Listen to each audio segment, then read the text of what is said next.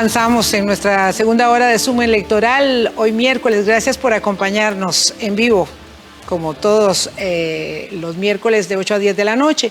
En esta sección que presentamos datos y estrategia, esta semana seleccionamos dos gráficos para compartir con ustedes sobre cuáles son los temas país que desde la perspectiva de opinión pública deben estar planteados en el debate. Y ahí, bueno, me juega una mala pasada el resultado de la encuesta, porque el tema que yo planteaba con tanta pasión como es el tema de la educación, no aparece en la última encuesta de esta casa Estudios de Opinión. Sí, la empresa Enfoques Estudios de Opinión realizó este estudio a principios en la primera quincena del mes de octubre con 800 personas, un margen de error de 3.5, 95 de confianza. Lo importante acá, Vilma, es que efectivamente de cara a la población tendemos a la ciudadanía tiende a encontrarse en momentos de crisis, digamos, a irse a los básicos, a los elementos más básicos de sus necesidades. Y en este caso, antes que llegar a la educación, está tener el empleo, para poder hacer que la educación efectivamente, digamos, pueda financiarse y demás. Entonces, el empleo ocupa una primera posición. Vea que prácticamente estamos hablando del doble de lo que tendría el costo de vida, prácticamente con un 35%, una de cada tres personas están diciendo que el tema del empleo es la preocupación más importante a nivel país. En esto es importante aclarar que las preocupaciones país, cuando se trata de estudios de opinión pública, se refieren a la información que las personas reciben o perciben del entorno nacional completo, y lo hacen a través de los medios de comunicación. Lo que los medios de comunicación es un poco la agenda setting, ¿verdad? Para hablarlo en términos periodísticos y demás. De segundo lugar ocupa el tema económico, costo de la vida, y en 12%, bajar los impuestos o el gasto del Estado. Si vemos todos los elementos que tenemos en las primeras tres posiciones, prácticamente encontramos que más del 50% de la población nos está diciendo que el tema económico es el principal. Desde el punto de vista de datos y estrategias, los partidos políticos tenderán a ocupar precisamente estos principales temas, estos tres principales temas para su campaña. El 65%. Ya algunos lo empezaron a hacer, ¿verdad? Con estas promesas faraónicas, diciendo que iban a tener 1 millón de empleos. Pero bueno, lo cierto del caso es que sí apuntan efectivamente a que el tema más importante para la ciudadanía es el tema de empleo. Qué curioso, Gustavo, esto, la salud del 4% con una pandemia que vivimos, que estamos atravesando por ella. ¿Ello qué puede responder? ¿Puede implicar para las personas que es un tema que el país sabe resolver? ¿Cómo es que el tema de los primeros tres rubros alcanza el 65% y por otra parte la pobreza es la preocupación a resolver de 4% de los que opinaron en la encuesta? Sí, para muchas de las personas el tema de pobreza se resuelve con empleo, con costo de vida, entonces ahí, digamos, termina yéndose el tema, digamos, no diluido, pero digamos sí apuntando a que la pobreza se puede atacar por ese lado. Y algo que usted tiene toda la razón, Vilma, en este sentido del tema de salud, de llamarnos la atención de por qué solo un 4%, probablemente nunca ha sido puesta más a prueba nuestro sistema, nuestra columna vertebral en salud, y probablemente nunca ha salido tan fortalecida como en este momento. La población realmente no teme realmente por el tema de salud, de que vaya a empeorarse, y digamos, en ese sentido siente que estamos saliendo de la pandemia, las calles así lo dejan ver, pero por otro lado el tema de salud no es una promesa que en este momento haya que hacerle más cosas. Primero, resolver el tema económico. Claro, y qué complejo, porque evidentemente para tener una fortaleza como tenemos nosotros en política sanitaria, una crisis fiscal y una estrechez de finanzas públicas no se traduce en lo que las personas, digamos, a nivel de problema país consideran que debe ser resuelto. Ahora veámoslo, a ver cómo lo opinan, cómo lo elaboran. En la segunda gráfica, Carlos, por favor, a ver si vemos cómo lo elaboran desde el punto de vista de la familia. La siguiente, por favor, Carlos. En el tema de la familia, el primer problema de la familia que debe resolver el próximo gobierno. ¿Y cuánto calza con respecto del otro caso? Claro, y en el tema de la familia, cuando se le preguntan en los estudios de opinión pública a las personas, tienden a tomar en consideración las conversaciones que tienen con sus familiares, con sus allegados, con su círculo inmediato y con su vivencia propia. Entonces, una cosa es la dimensión de lo que se percibe a nivel nacional y otra cosa es lo que se percibe a nivel, digamos, individual o personal. Y aquí coincide en un 31% de los casos el tema de empleo, en un segundo lugar el tema del costo de vida y en un tercer lugar el tema de los impuestos. Sigue siendo con un 54% el tema económico el principal. Otros temas relevantes, el tema de salud relativamente más, pero de nuevo está cubierto y eso habla bien de alguna manera de las políticas públicas que se han seguido durante, vamos, de lo que llevamos en esta pandemia, respecto al tema de vacunación, del tema de atención médica, del tema hospitalario, del tema incluso de la propia Caja Costarricense del Seguro Social como un todo, aunque también el tema presupuestario la Caja se las trae. Claro, ese es un gran desafío que tenemos por delante. Que lejos de ver la coyunturalidad que representan estos estudios de opinión, debería verse a largo plazo porque el tema es que si resultan sostenibles o no en el tiempo. Y educación, aquí sí aparece a nivel de familia, citado por el 4%. Citado por un 4%, de nuevo, no es un tema a no considerar y decir que solamente es un 4%, sino que el peso económico se está llevando en este momento. Aplastante. Es aplastante por la situación que están viviendo las familias. Claro, y ahí entonces unas propuestas, digamos, que suenen atractivas, ¿verdad? Que le hablen al oído, es muy delicado porque pueden ser, digamos, artificios, ¿verdad? Porque quien me ofrezca que me va a resolver el tema del empleo, o que me va a quitar los impuestos, o que me va a resolver el tema del costo de vida en un país que es tan caro, pues puede ser que me ilusione y me entusiasme, pero también que me lleve a decepción, porque los márgenes de maniobra son muy limitados. Sí, y efectivamente, digamos, en el tema de impuestos, que por ejemplo se hacen las promesas desde el punto de vista de partido político, especialmente desde el punto de vista de la presidencia, pasan por Asamblea Legislativa. Y claro, tenemos un tema acá de que el proceso electoral, ¿verdad?, no necesariamente nos refleja hoy en día que el tema de la Asamblea Legislativa esté resuelto para ninguno de los partidos políticos. El tema de impuestos, incluso una promesa como la que hayan hecho algunos candidatos de eliminar impuestos, eso no va de resorte del Poder Ejecutivo, sino que va de resorte de la Asamblea Legislativa, aunque pueda hacer una propuesta al Ejecutivo en su momento cuando le llegue las sesiones extraordinarias en la Asamblea Legislativa. Claro, por eso tenemos que ser agudos en cuanto a la recepción y cómo vamos a digerir las ofertas que se nos hagan, porque algunas de ellas evidentemente tienen poca viabilidad desde el momento en que se plantean. Aquí hay que prestarle más atención al tema, pero también a la forma, porque la forma puede ser un asunto importante respecto de precisamente esas ofertas que son o populistas o de alguna manera pueden resultar también, digamos, más llamativas o buscando más notoriedad que lo que efectividad estén procurando. Sí. ¿Cuándo va a llegar el momento? Digo, no quiero que saques una bola premonitoria, pero ¿cuándo va a llegar el momento donde esos temas país se van a instalar o todos van a ser como tipo eslogan, yo lo voy a hacer, voy a ofrecer tantos empleos, voy a disminuir, voy a quitar tales impuestos, voy, ¿verdad? Merece cambiar, la esperanza, ya va a haber. Generalmente hay tres momentos importantes o tres factores importantes desde el punto de vista político de cuándo se definen esos temas. Primero, por los estudios de opinión.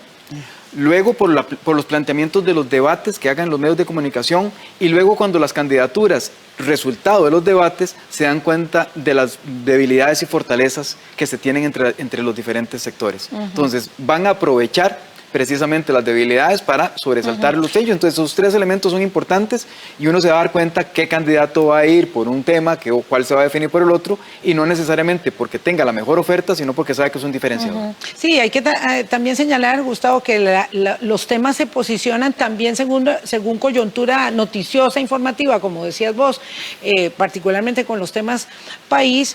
Porque si lo vimos en el tema país, seguridad era el último con un 3% y aquí ni siquiera aparece. Así es. De pronto un tema se posiciona con una estrategia, digamos, terriblemente poco acertada, digamos, porque a mí me parece que el tema de la estrategia del Partido de Liberación Nacional va de manga por hombro, como el tema que pasó con las armas, que vos comentabas con Álvaro hace un rato. Así es. Y se convierte más bien en un boomerang, ¿verdad? Porque ese tema siempre es muy coyuntural, el tema de seguridad. Absolutamente. Ve lo que el tema de la seguridad no está en el radar, digamos, de lo que son las preocupaciones familiares, por lo menos no en el ranking principal. Sí. Y por otro lado, el tema de la vacunación obligatoria, sí, que ha sido tema durante estas semanas, ni siquiera está digamos, rankeado entre los temas particulares de salud, y la salud sigue siendo un tema minoritario. Como entonces, lo vimos la semana pasada, igual que la restricción vehicular, que no es un exactamente. tema. Y hay candidatos que solo hablan de eso y ese no es un tema para la gente. Exactamente, entonces esto es también un poco el foco, ¿verdad? El análisis que hay que llevar a nivel de las casas de lo que estamos haciendo es este análisis, digamos, minucioso, efectivamente, de dónde es que están queriendo posicionarse las candidaturas y por qué. Gracias, Gustavo. Nos vamos con Álvaro Murillo, continuamos aquí en Suma Electoral.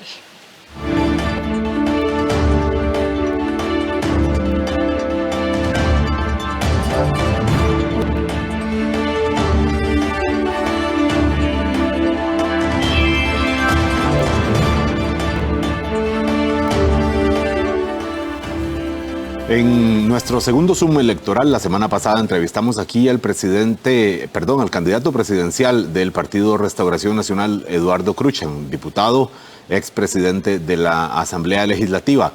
Le hicimos una pregunta que es de manual, básicamente. ¿Cómo se está financiando su partido y las repercusiones también de consecuencias jurídicas que puede tener por denuncias ante la justicia por posible violación de delitos de normas de financiamiento?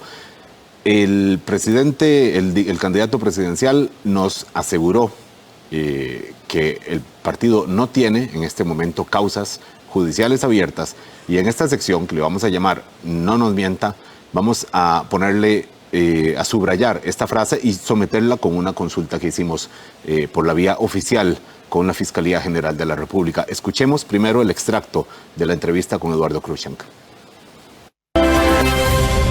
¿Cómo se va a financiar para no encontrarnos luego sorpresas? Muy fácil. El Partido Restauración Nacional tiene derecho a la deuda, y en este momento estamos haciendo gestiones ante los bancos privados para obtener el financiamiento.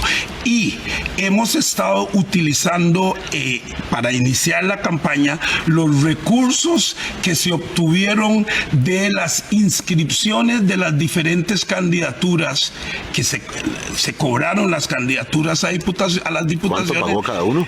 Bueno, el partido, para los primeros lugares, el partido cobró 7 millones de colones. 7 millones.